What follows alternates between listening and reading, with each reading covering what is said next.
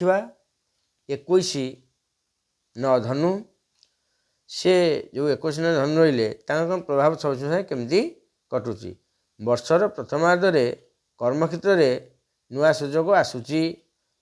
ଚାକିରି କରୁଥିଲେ ଖୁସି ରହିବେ, ଚାକିରି ନ କରିଥିଲେ ଚାକିରିର ଯୋଗ ରହିଛି।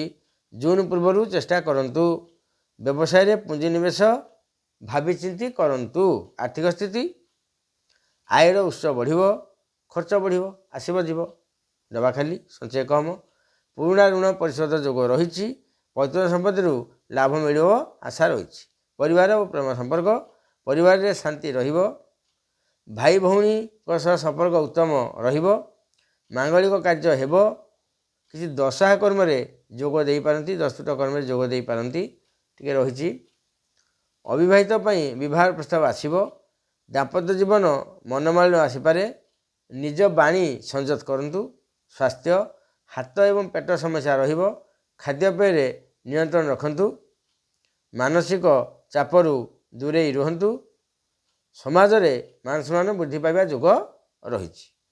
ଯଦି କିଛି ଅସହାୟ ମନେ କରୁଛନ୍ତି ତାହେଲେ ଶନି ମନ୍ଦିରରେ ପ୍ରତି ଶନିବାର ଦିନ ଦୀପ ଜାଳନ୍ତୁ, ତାହେଲେ ପରୀକ୍ଷାରେ ପାସ୍। ଦେଖିବା ପରବର୍ତ୍ତୀ ରାଶି।